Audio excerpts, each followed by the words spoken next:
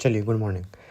सो हम लोग audit of different types of entities का रिवीजन कर रहे थे।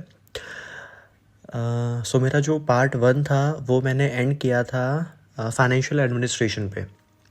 So as per your ICI module ये पेज नंबर 9.24 है, तो मैंने फाइनेंशियल एडमिनिस्ट्रेशन पे वो ऑडियो एंड किया था। तो ये ऑडियो नंबर 2 है, जहाँ पे हम शुरू करेंगे objectives of audit of local bodies. ठीक है, पेज नंबर 25। चलिए शुरू कर रहा हूँ। Audio revision of special features of different types of entities. ठीक है, चलिए। सो objective of audit of local bodies क्या क्या है, तो ध्यान रखिए 5 ऑब्जेक्टिव्स हैं। पहला, हमें रिपोर्ट करना है on the fairness of the content and presentation. दूसरा, हमें रिपोर्ट करना है upon the strength and weaknesses. तीसरा, हमें देखना है कि वो लोग लीगल एंड एडमिनिस्ट्रेटिव रिक्वायरमेंट को कंप्लाई कर रहे हैं कि नहीं कर रहे हैं, तो उस पर रिपोर्ट करना है। चौथा, हमें ये देखना है कि जो उन्होंने पैसा खर्च किया है क्या उनको वैल्यू फॉर मनी मिली है कि नहीं मिली है, तो उस पर रिपोर्ट करना है। और लास्ट में किसी तरीके का एरर, फ्रॉड या किसी तरीके का मिसयूज़ वो हमें डिटेक्ट करना है और प्रिवेंट करना है, उस पर रिपोर्ट करना है। सुनिएगा, क्वेश्चन आता है, इंपॉर्टेंट है, ध्यान रखिए। क्वेश्चन आता है 4 नंबर में, objectives of audit of local bodies. 5 objective से, ध्यान रखिए। 4 नंबर का क्वेश्चन आता है, reporting on the fairness of the content, reporting upon the strength and weaknesses of the internal controls, reporting on the adherence to legal and administrative requirements. चौथा है reporting upon whether the value is being received on money spent. और 5वां है error, fraud या फिर misuse of resources. ये 5 चीज़ें आपको रिपोर्ट करनी होती है। फिर audit programme for local bodies, तो देखिए इसमें कितने स्टेप्स हैं, इसमें टोटल आपके 6 स्टेप्स हैं।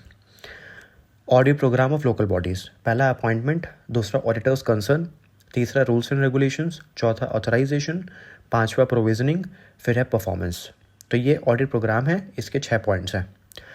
तो ध्यान रखिए, लोकल बॉडीज़ में अपॉइंटमेंट कौन करता है? स्टेट गवर्नमेंट का लोकल फंड ऑडिट विंग। ठीक है, स्टेट गवर्नमेंट का local fund audit wing is generally in charge of the audit. ठीक है, स्टेट गवर्नमेंट का लोकल फंड ऑडिट विंग, ठीक है, तो वही इंचार्ज होता है इस पूरे ऑडिट का। ठीक है, अच्छा, ऑडिटर का कंसर्न क्या होगा? जो अभी हमने पढ़ा था ऑब्जेक्टिव्स में, जो अभी हमने पढ़ा था ना ऑब्जेक्टिव्स में 5 पॉइंट, वही ऑडिटर का कंसर्न है। क्या क्या? Fairness of the content, strength and weaknesses of the internal controls, adherence to legal and administrative requirements, whether value is being received on money spent, और लास्ट है इज टू डिटेक्ट एरर और fraud. तो ये 5 point है।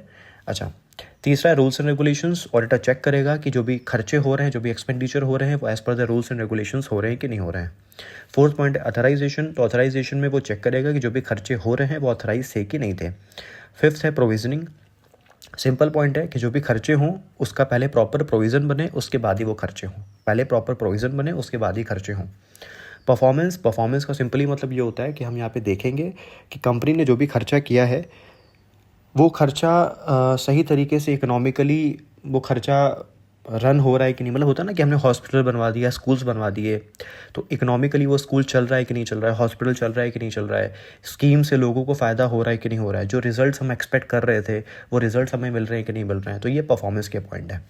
सुनिए, question आ सकता है audit programme for local bodies में 6 पॉइंट है, appointment, auditors concern, rules and regulations, authorisation, provisioning, performance. ठीक है, अपॉइंटमेंट में ध्यान रखना है कि जो स्टेट गवर्नमेंट की लोकल फंड ऑडिट विंग है वही इंचार्ज होती है इस पूरे ऑडिट की। ठीक है, ऑडिटर का कंसर्न क्या है? वही सेम जो ऑब्जेक्टिव्स हमने पढ़े थे लोकल बॉडीज़ के, rules and regulations, authorisation, provisioning and performance. ठीक है, सिंपल पॉइंट्स हैं।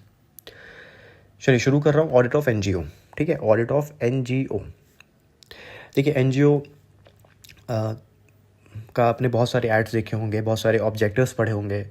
तो NGO basically non profit making organisation है, जो क्या करती है, लोगों से पैसा रेस करती है, अपने मेंबर से पैसा रेस करती है और सोशल ऑब्जेक्टिव्स में वो पैसा यूज़ करती है, जैसे एजुकेट करना, मेडिकल फैसिलिटीज़ देना, शेल्टर देना। ठीक है, तो NGO का काम यही होता है, पैसा रेस करना और उस पैसे को सही जगह लगाना। ठीक है, तो बहुत सारे एग्जाम्पल्स भी आपने पढ़े होंगे, जैसे क्राई है, यूनिसेफ है। तो ये 2-3 एग्जाम्पल आप ध्यान रखिएगा। अच्छा, देखिए, NGO बनाने के 3 तरीके हैं। NGO बनाने के 3 तरीके हैं, या तो आप उसको सोसाइटी के तरह बना सकते हो, ट्रस्ट की तरह बना सकते हो, या कंपनीज एक्ट में सेक्शन 8 की तरह बना सकते हो। तो NGO बनाने के 3 ऑप्शंस हैं। सोसाइटी के फॉर्म में बना सकते हो, ट्रस्ट के फॉर्म में बना सकते हो, या section 8 of the companies act के फॉर्म में आप बना सकते हो। ठीक है, तो 3 अलग अलग एक्ट्स हैं और फिर तीनों की फॉर्मेलिटीज़ भी अलग अलग होंगी, तो ये ध्यान रखिएगा। सोसाइटी के तौर पे आप बना रहे हो तो सोसाइटी एक्ट है 1860, उसके प्रोसीजर्स आपको फॉलो करने पड़ेंगे। ट्रस्ट एक्ट के हिसाब से आप बना रहे हो तो ट्रस्ट एक्ट है 1882, उसकी फॉर्मेलिटीज़ आपको फॉलो करनी पड़ेगी। सेक्शन 8 के तौर पे बना रहे हो तो कंपनीज एक्ट का पूरा लंबा चौड़ा आरओसी का कंप्लायंस है, वो सारा आपको फॉलो करना पड़ेगा। तो ये ध्यान रखिएगा, एनजीओ बनाने के मेरे पास 3 ऑप्शन हैं। ठीक है, अच्छा एक पॉइंट है जो ध्यान रखिएगा, एक पॉइंट है कि अगर एनजीओ आप सेक्शन 8 कंपनी के तौर पे बनाते हो, ठीक है, तो उस एनजीओ को अपना books of accounts accrual basis पे बनाना पड़ेगा। ये बात ध्यान रखिएगा। एनजीओ अगर सेक्शन 8 की तरह रजिस्टर्ड है, मतलब कंपनीज एक्ट में रजिस्टर्ड है, तो उस एनजीओ को अपना books of accounts accrual basis पे मेंटेन करना पड़ेगा। और अगर वो एक्रूअल बेसिस पे मेंटेन नहीं करती है तो ये नॉन कंप्लायंस माना जाएगा। ये क्या माना जाएगा? नॉन कंप्लायंस माना जाएगा। बट सर अगर एनजीओ कंपनीज एक्ट में रजिस्टर्ड ही नहीं है, मतलब वो सोसाइटी के तौर पे रजिस्टर्ड है, ट्रस्ट के तौर पे रजिस्टर्ड है, तो वो कुछ भी फॉलो कर सकती है, कैश बेसिस या एक्रूअल बेसिस। तो ये पॉइंट ध्यान रखिएगा। एनजीओ अगर सेक्शन 8 में रजिस्टर्ड है तो उसको एक्रूअल बेसिस मैंडेटरी फॉलो करना पड़ेगा। फॉलो नहीं करती है तो वो नॉन कंप्लायंस माना जाएगा। ठीक है, दूसरा पॉइंट ये है कि अगर एनजीओ सोसाइटी और ट्रस्ट के तौर पे रजिस्टर्ड है तो वो एक्रूअल या कैश बेसिस कुछ भी फॉलो कर सकती है, ऑप्शन है। अच्छा, अब एक एनजीओ के पास क्या क्या सोर्सेज हैं पैसा उठाने के? तो पहला है प्रमोटर्स कंट्रीब्यूशन, ठीक है। दूसरा है voluntary contribution. Promoters contribution basically यही है कि हम अपने मेंबर से पैसा उठा रहे हैं। वॉलंटरी कंट्रीब्यूशन जो लोग अपनी इच्छा से, पब्लिक अपनी इच्छा से कंट्रीब्यूट कर देती है। तीसरा है रिवॉल्विंग फंड। देखिए, रिवॉल्विंग फंड का क्या मतलब होता है कि हमने एक फ़ंड बना दिया है, ठीक है, हमने एक फ़ंड बना दिया है। मान लेते हैं कि मैंने एक रिवॉल्विंग फ़ंड करके एक फ़ंड बना दिया है जिसमें 10 लाख रुपए पड़े हुए हैं। अब ये फ़ंड का नाम ही है रिवॉल्विंग, मतलब ये पैसा घूमेगा। पैसा घूमेगा कैसे? पहले मैं इस 10 लाख रुपए में मान लेते हैं 5 लाख रुपए का किसी को लोन दूंगा, ठीक है। फिर वो बंदा मुझे रीपे करेगा, वो पैसा जो भी आएगा वो वापस इसी फंड में आएगा। फिर ये पैसा किसी और को लोन दूंगा, फिर जो रीपे करेगा वो इसी में आएगा। तो कहने का क्या मतलब है? रिवॉल्विंग फंड का मतलब क्या है कि आप पैसा इधर उधर घुमा रहे हो, घूम फिर के पैसा वहीं आ रहा है। आपने लोन दिया, बंदा रीपे करेगा, वहीं आ जाएगा। तो सर इसमें इंटरेस्ट भी तो होगा, इंटरेस्ट की कमाई क्या करेंगे? तो इंटरेस्ट की कमाई का आपके पास 2 ऑप्शन है, या तो आप इसी फंड में ऐड कर दो या फिर आप अपने इनकम एक्सपेंडिचर अकाउंट में ट्रांसफ़र कर दो। देखिए, रिवॉल्विंग फंड का क्या मतलब है कि पैसा घूम रहा है, ठीक है। पैसा घूमने का क्या मतलब है? हम टेम्परेरी लोन्स दे रहे हैं किसी अदर एनजीओज़ को या किसी और नीडी पर्सनस को, हम टेम्परेरी लोन दे रहे हैं, ठीक है। तो वो रीपे करेगा तो पैसा उसी फंड में वापस ऐड बैक हो जाएगा। बट सर इंटरेस्ट भी तो हम कमा सकते हैं ना। हाँ, तो अगर इंटरेस्ट आ रहा है आपका तो आप उसी फंड में ऐड बैक कर सकते हो, या फिर इंटरेस्ट का जो हिस्सा है वो आप अपने इनकम एक्सपेंडिचर अकाउंट में ट्रांसफ़र कर सकते हो। 3 पॉइंट मैंने आपको बोला कि पहला प्रमोटर्स कंट्रीब्यूशन, ये एक बहुत बड़ा हिस्सा होता है पैसा रेज करने का। दूसरा होता है वॉलंटरी कंट्रीब्यूशन, ठीक है। तीसरा होता है रिवॉल्विंग फंड, ठीक है।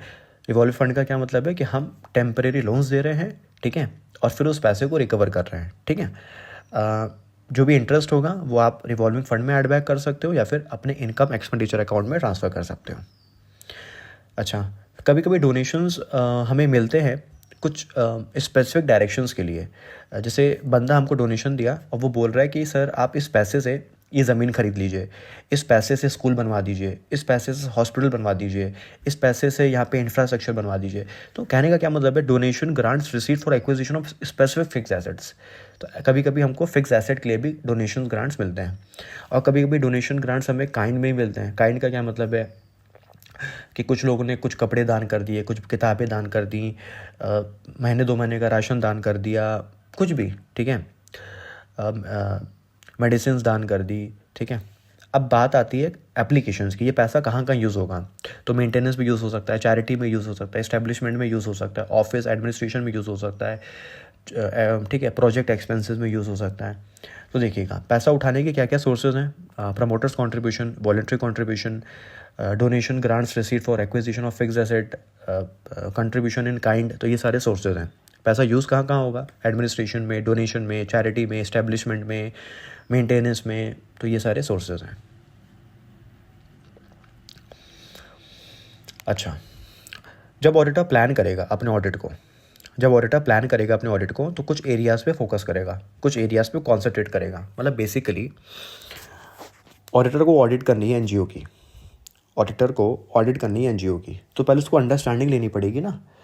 तो वो कुछ पॉइंट्स लिखे हुए हैं आपके बुक में कि इस सारे पॉइंट्स को वो थरो एक बार गो थ्रू करेगा, ठीक है, थरली एक बार गो थ्रू करेगा।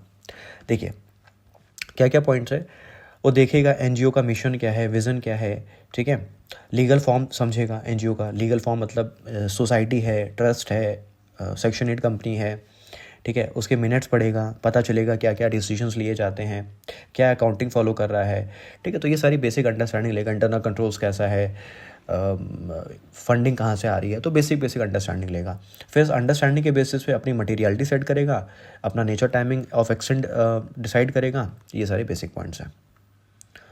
अच्छा, नेक्स्ट टॉपिक आपका शुरू हो रहा है कि ऑडिटर जब ऑडिट प्रोग्राम बनाएगा, आपको मैंने चैप्टर 2 में पढ़ाया था कि पहले बनती है ऑब्जेक्टिव, फिर बनता है स्ट्रैटेजी, फिर बनता है प्लानिंग, फिर बनता है प्रोग्रामिंग। प्रोग्रामिंग क्या एक चेकलिस्ट है, स्टेप बाय स्टेप प्रोसीजर है।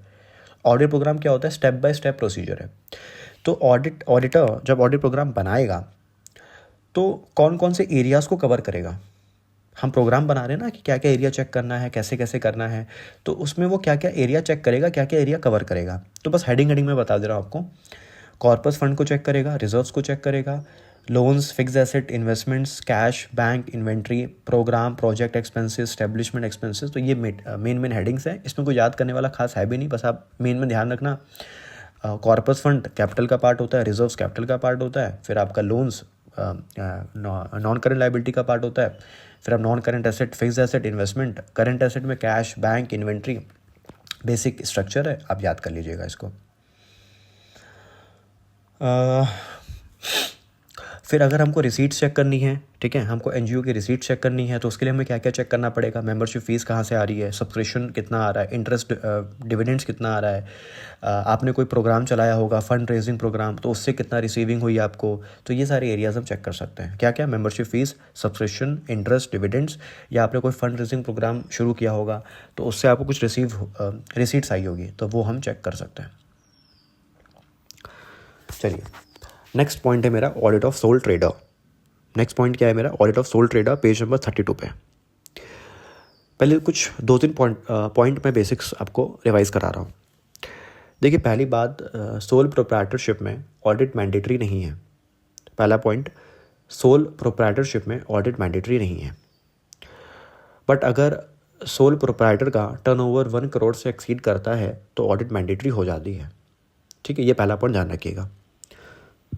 दूसरा पॉइंट क्या है, सोल प्रोप्राइटर के केस में अपॉइंट कौन करता है, सोल प्रोप्राइटर हिमसेल्फ, ठीक है। और जो ऑडिटर आएगा वो अपनी रिपोर्ट किसको सबमिट करेगा, सोल प्रोप्राइटर को ही सबमिट करेगा।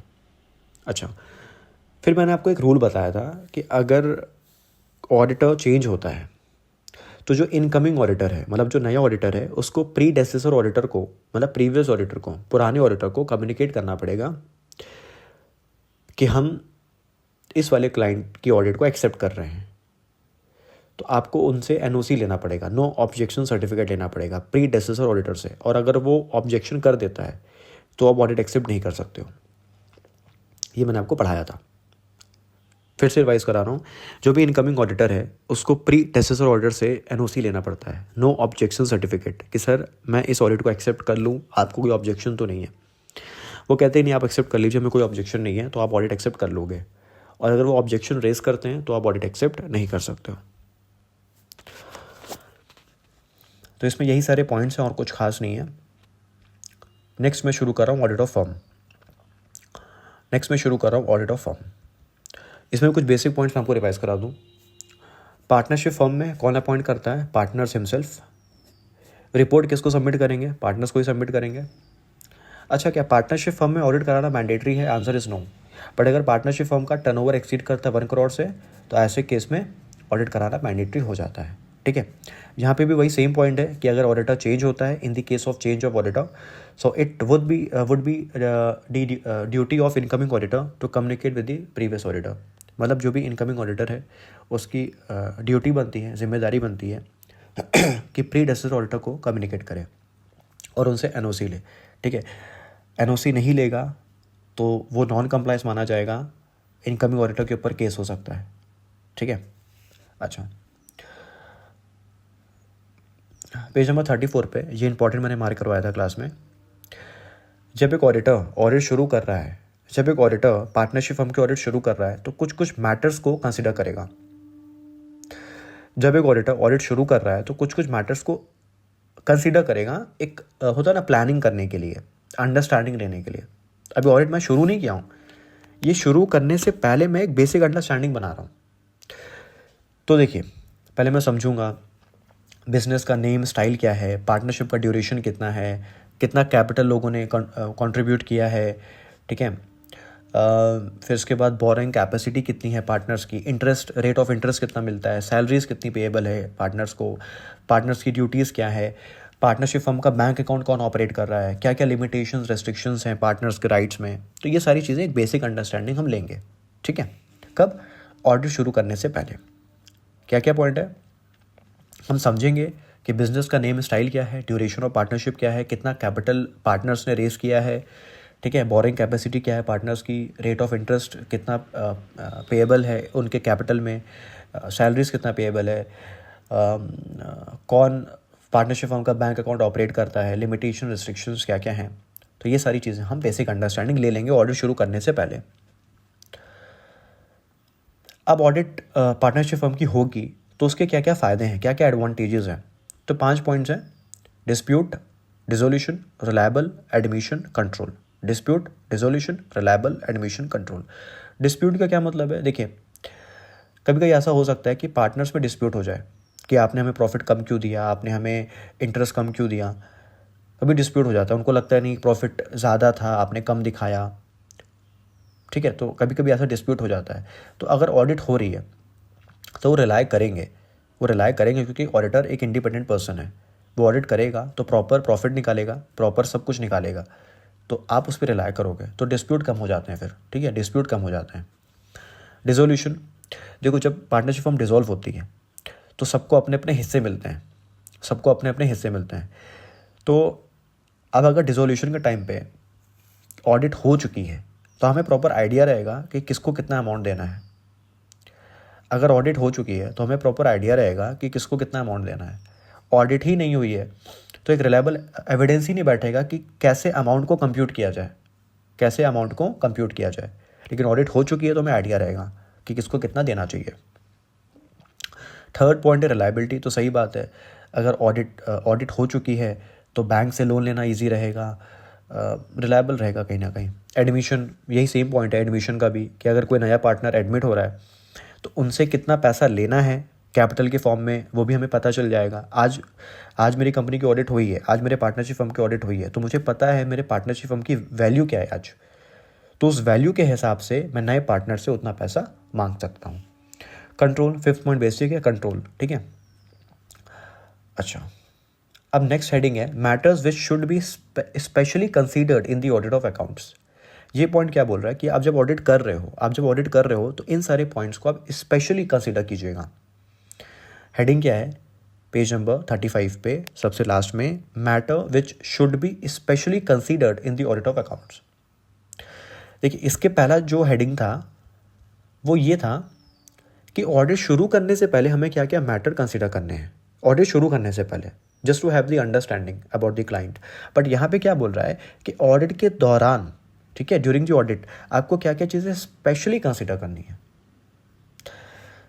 तो लेटर ऑफ अपॉइंटमेंट, आपको क्लाइंट ने अपॉइंटमेंट लेटर दिया होगा, ठीक है, तो वो आप अच्छे से पढ़ लीजिए, नेचर स्कोप वगैरह देख लीजिए, पार्टनरशिप के डॉक्यूमेंट्स चेक कर लीजिए, चार्टर जो भी चार्टर डॉक्यूमेंट्स होते हैं, ऑब्जेक्टिव्स पढ़ लीजिए पार्टनरशिप्स के, बुक्स ऑफ अकाउंट्स देख लीजिए, जो पार्टनरशिप है वो म्यूचुअल इंटरेस्ट में बनी है कि नहीं बनी है वो देख लीजिए, टैक्सेस का प्रोविज़न ढंग से बना है कि नहीं बना है, और जो प्रॉफिट्स का डिवीज़न है वो प्रॉपर होता है कि नहीं होता है, जो प्रॉफिट्स का डिवीज़न है वो प्रॉपर होता है कि नहीं होता है। तो ये सारे स्पेशल पॉइंट्स हैं जो आपको ऑडिट के दौरान कंसिडर करना चाहिए। क्या क्या? अपॉइंटमेंट लेटर, पार्टनरशिप के documents, objective of partnership, books of accounts, mutual interest, taxes का प्रोविजनिंग हो रही है कि नहीं हो रही है, और प्रॉफिट्स का डिवीजन प्रॉपर हो रहा है कि नहीं हो रहा है। नेक्स्ट हेडिंग है basics of LLP. Next heading है बेसिक्स ऑफ एलएलपी। देखिए, एलएलपी बहुत नया कॉन्सेप्ट है, मतलब अभी रिसेंटली 2008 में आया था। एलएलपी क्या है? एलएलपी ने दो कॉन्सेप्ट को मर्ज किया। एलएलपी ने दो कॉन्सेप्ट को मर्ज किया। वो दो कॉन्सेप्ट क्या थे? पार्टनरशिप फर्म और कंपनी। पार्टनरशिप फर्म और कंपनी, आपको ही पता है कि पार्टनरशिप फर्म की अपनी कमियां हैं, कंपनी की अपनी कमियां हैं, ठीक है। लेकिन पार्टनरशिप फर्म की अपनी कुछ पॉजिटिविटी भी है और कंपनी की भी अपने कुछ पॉजिटिव एक्सपेक्ट हैं। तो एलएलपी का कॉन्सेप्ट इसीलिए बनाया गया कि जो पार्टनरशिप फर्म की कमियां थी वो हम ख़त्म कर सकें और जो कॉरपोरेट कंपनी की जो पॉजिटिविटी थी उसको हम एब्जॉर्ब कर सकें। तो एलएलपी में कुछ नहीं है, LLP just a combination of partnership firm and company. पर ध्यान रखिए, एलएलपी में हम लोग पार्टनरशिप फर्म की कमियों को इग्नोर करते हैं और कंपनी की अच्छाइयों को एब्जॉर्ब करते हैं। जैसे एग्जाम्पल से मैं बात करूं तो पार्टनरशिप फर्म को लोन वगैरह रेस करने में थोड़ी प्रॉब्लम होती है, लेकिन कंपनी को पैसा रेस करने में ईजी रहता है। कंपनी को, पब्लिक कंपनी में कोई मैक्सिमम लिमिट नहीं है मेंबर्स में, बट पार्टनरशिप फर्म में मैक्सिमम लिमिट होती है। और नेगेटिविटी की बात करूँ तो कंपनी में फॉर्मेलिटीज़ बहुत ज़्यादा हैं, लीगैलिटी बहुत ज़्यादा है। पार्टनरशिप फर्म में उतनी लीगैलिटी नहीं है। तो बस यही अच्छाइयाँ बुराइयाँ को कंबाइन किया गया है और एलएलपी बनाया गया है। एक लाइन पढ़ूंगा आपके लिए। तो it is a form of business organisation which enshrines in itself the advantage of both the company and partnership. हम दोनों के एडवांटेजेस को क्या कर रहे हैं? एब्जॉर्ब कर रहे हैं और दोनों के डिसएडवांटेजेस को इग्नोर कर रहे हैं। मिनिमम 2 पार्टनर चाहिए to form an LLP. LLP को फॉर्म करने के लिए हमें 2 पार्टनर चाहिए and at least 2 partners would be a designated partners. Designated partners का क्या मतलब है? जो सारे फॉर्मेलिटीज़ करेगा एलएलपी के बिहाफ में, सारी फॉर्मेलिटीज़ करेगा। तो 2 पार्टनर चाहिए और एटलीस्ट 2 पार्टनर चाहिए, that would be a designated partner. और डेजिग्नेटेड पार्टनर बनने के लिए आपको DPIN ऑब्टेन करना पड़ेगा। डेजिग्नेटेड पार्टनर बनने के लिए आपको DPIN ऑब्टेन करना पड़ेगा। DPIN क्या होता है? Designated partner identification number. तो देखिए, मिनिमम 2 पार्टनर चाहिए टू फॉर्म एन एलएलपी और उन दोनों पार्टनर्स के पास डेजिग्नेटेड पार्टनर आइडेंटिफिकेशन नंबर होना चाहिए, ठीक है। मिनिमम 2 डेजिग्नेटेड पार्टनर्स होने चाहिए। अच्छा, एक पॉइंट ध्यान रखिएगा, एलएलपी के केस में ऑडिट तभी मैंडेटरी है जब वो एलएलपी स्मॉल एलएलपी नहीं है। अगर वो स्मॉल एलएलपी है तो ऑडिट मैंडेटरी नहीं है, और अगर वो स्मॉल एलएलपी नहीं है तो ऑडिट मैंडेटरी है। सर, स्मॉल एलएलपी क्या होता है? जिसमें कंट्रीब्यूशन 25 लाख से एक्सीड नहीं कर रहा है और टर्नओवर 40 लाख से एक्सीड नहीं कर रहा है। स्मॉल एलएलपी वो एलएलपी होती है जिसमें कंट्रीब्यूशन 25 लाख से एक्सीड नहीं कर रहा है और टर्नओवर 40 लाख से एक्सीड नहीं कर रहा है। तो अगर स्मॉल एलएलपी है तो ऑडिट कराना मैंडेटरी नहीं है, और अगर स्मॉल एलएलपी नहीं है, मतलब टर्नओवर एक्सीड कर रहा है, कंट्रीब्यूशन एक्सीड कर रहा है, तो ऑडिट मैंडेटरी है। अब एलएलपी के केस पे हमें क्या क्या बुक्स ऑफ अकाउंट्स मेंटेन करना पड़ता है? तो particulars of all sums of money received and expanded, record of asset and liabilities, statement of cost of goods sold, purchase, inventories and any other particulars which of partners में decide. तो 4 books maintain करनी पड़ेगी आपको। कहाँ से पैसा आया, कहाँ पैसा गया, सारी एसेट लायबिलिटीज की डिटेल्स, कॉस्ट शीट बनानी पड़ेगी आपको, मतलब COGS, वर्क इन प्रोग्रेस सारा बनाना पड़ेगा आपको, और एनी अदर पर्टिकुलर्स, ठीक है, वो अपना डिस्क्रिप्शन है, ठीक है। तो ये 4 बुक्स आपको मेंटेन करनी पड़ेगी। सेम वही पॉइंट है कि अगर एलएलपी अपनी ऑडिट करा रहा है तो क्या क्या फ़ायदे हैं? तो 5 पॉइंट है। Detection of errors, disputes, reliability, better compliance, reconstitutions, ठीक है। तो 5 बेसिक पॉइंट है। मैं एक्सप्लेन नहीं करूंगा क्योंकि मोटा मोटी मैंने आपको एक्सप्लेन कर दिया था पार्टनरशिप फर्म्स में। तो एडवांटेजेस क्या क्या? Detection of errors, dispute, reliability, better compliance and reconstitutions. अच्छा, ये पॉइंट इंपॉर्टेंट है। एलएलपी के केस में कुछ 2-3 प्रोसीजर्स हैं छोटे छोटे जो एलएलपी को फॉलो करने पड़ेंगे। ये लीगल प्रोसीजर्स हैं। सबसे पहला, हर एलएलपी को एनुअल रिटर्न फाइल करना पड़ेगा within 60 days from the closure of financial year. हर एलएलपी को एनुअल रिटर्न फाइल करना पड़ेगा with the ROC within 60 days of the closure of financial year. Financial year खत्म कब होता है? 31 मार्च को। फाइनेंशियल ईयर खत्म होता है 31 मार्च को। तो 60 डेज का क्या मतलब हो गया? 30 मई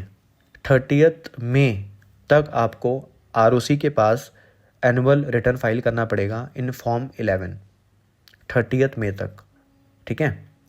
दूसरा पॉइंट ये है कि हर एलएलपी को statement of accounts and solvency file करना पड़ता है within 30 days from the end of 6